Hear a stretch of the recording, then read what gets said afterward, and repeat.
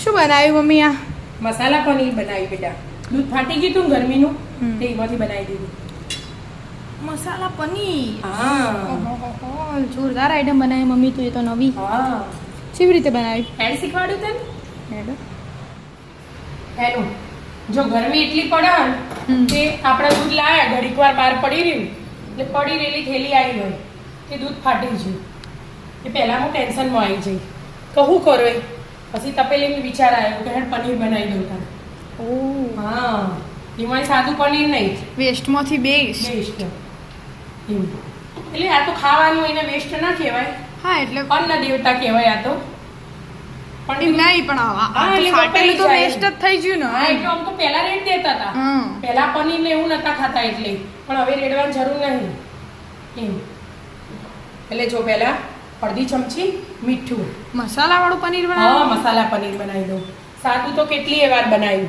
બરાબર. અને આ ઇન્નમ ખાવું હોય તો એ ખવાય, શાકમાં વપરાય, પરોઠામાં વપરાય, બધી રીતે.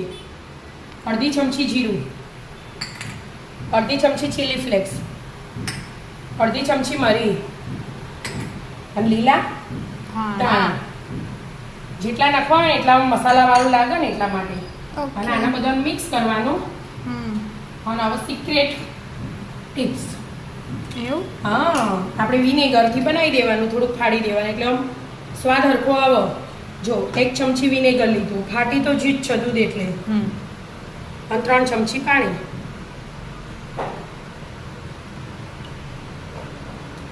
બધું કરી દેવાનું મિક્સ. હવે આમાં એડ કરી દેવાનું એટલે 5 મિનિટમાં પનીર થઈ જશે. પછી કપડામાં કોટનના ઘડીક વાર કરવા દો. ઉકળો તો. થોડું ઉકળી જીવો. બની જજો પનીર. હવે મસાલા હાથે જ આમાં લઈ લેવાનું. હવે આ કોટનનું કપડું મેલ્યો, નીચે આવું જાળીવાળું મૂક્યું અને એના નીચે તપેલું હોય. સાદું પનીર તો આપણે બનાવ્યું, પણ આવું પહેલી વાર. હવે પહેલી વાર જોયું. પહેલા આપણે સાદું એકલું જ વાપરતા, હવે આવું મસાલાવાળું એ વાપરવું, ખબર હોય? ઓવા આપણે શાક બનાવવું એટલે મસ્ત મજા આવે. એનું શાક મસ્ત બને પાછું. ધીમે ધીમે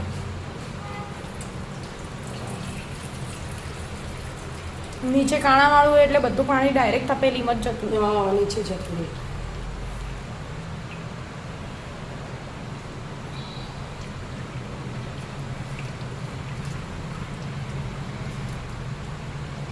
ઘરનું ચોખ્ખું ખાવાય મને. મસાલા વાળું સાદું તો નહીં. હજી તો આ 2-3 વાર ધોવું પડે. ગરમ ઠંડા પાણી. ગરમ લાય હશે હજી તો જોજો મમ્મી. પણ આ કોટ આમને આમ રાખું હું ઠંડુ પાણી લાગે. બાટલો જ લેતી આપણો પીએ નહીં પીવાનું પાણી.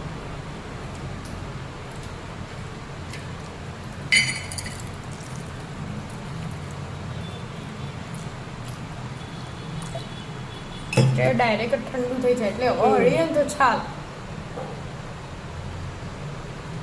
જો બધું નીકળી જાય ને. નીતરવા દો. હા થોડી વાર નીતરો તો હમણાં પાણી જતું રહેશે. હા અને હજી તો આખું બોટલથી ધોઈ દેવાનું પનીર, એટલે જે વિનેગર નાખ્યું ને ખટાશ બધી જતી રહે. બરાબર. ઠંડા પાણીથી 2-3 વાર ધોઈએ ને એટલા માટે. બરાબર. હા એવું એમ રમવા દો. થોડું ઓછું થાય એટલે થોડું પાણી વેડવાનું. થોડું પાણી વેડીને એક બાટલો એટલા પાણી ઠંડુ એ વેડી. થઈ જાય, આખી બોટલ પાણીની એડ કરી દેવાની. બરાબર. થવા દો. મસ્ત આખો બાટલા પાણીથી ધોઈ દીધું 2-3 વાર. હવે આના કોટનનું કપડું હતું ને એને આપણે ચોરસ આકાર આપી દેવાનો એટલે પનીરનો શેપ જ પડી જાય. હા હવે તે દબાઈ આ બાદ થઈ ગયું આમ સીધું. પછી હવે આ બાદ સીધું કરી દેવાનું. પછી એનું ઉપર વજન મેલી અને થોડી વાર ફ્રીજમાં જ મૂકી દેવાનું. 15-20 મિનિટ રહેવા દેવાનું એટલે મસ્ત શેપ આવી જાય. એ પીસ પાડીએ આપણે. જો મસ્ત કડક થઈ ગયું. અમે થોડી વાર રહેશે ને એટલે થઈ જ જશે. સારા ફળની છે ને વજનવાળી એને મૂકી દે. હા એમ એટલે શેપ આવી જાય. હા જો આટલું પાણી આટલું પાણી વાપર્યું અને બીજું તો થોડુંક મેં રેડ દીધું હતું પહેલું ગરમ હતું ને તો ના ઠંડુ આટલું હોય. બસ હમણાં દબાઈ 20 મિનિટ મૂકી દઈએ. હા મૂકી દો ફ્રીજમાં. હા મૂકી દઉં. 20 મિનિટ થઈ ગઈ છે. હવે જોઈએ કે આપણું પનીર તૈયાર થયું થયું છે કે નહીં. નથી થયું.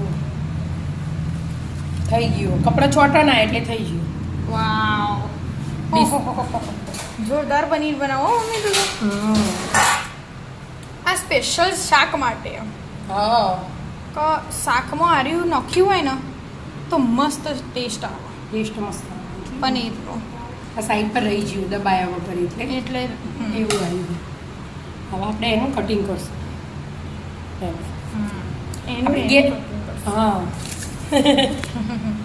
આપણે ઘેર એનું બનાવીએ ને હા એ તાજું ખબર હોય કે તાજું હોય એટલે આપણે ગમે ત્યારે વાપરી શકીએ. મસ્ત મસાલેદાર પનીર તૈયાર. ચીલી ફ્લેક્સ છે મસ્ત મસ્ત દેખાય દેખાય. જેવા ટુકડા કરવા હોય પતલા જાડા એવા ટુકડા થાય હા છે મસ્ત આપણે- કપાય પણ જો મસ્ત મસાલેદાર પનીર તૈયાર. તૈયાર. મસ્ત પરોઠા બનાવીશું આના આપણે. શાકમાં એ બનાવ પરાઠામાં યુઝ હા. થાય બધામાં યુઝ થાય. અઠવાડિયું પડી રહે પછી વાપરીએ ને તો એ વધુ ના આવે. આપણને ખબર હતી તાજું જ છે. સ્ટોરે થાય. હા સ્ટોરે થાય. મસ્ત દેખાય મમ્મી મસ્ત હા. બનાવે. આમ દૂધ રેડી દેવું પડે એનો ઉપયોગ કરી દઈશું. મોય પેલું સાદું તો આપણે બનાવીએ જ છીએ, એ તો બનાવીએ બધો જ બનાવતો હોય. મસાલા આવું? પનીર. હા નવું હમ લેડોતા. હા રાધે રાધે. રાધે રાધે.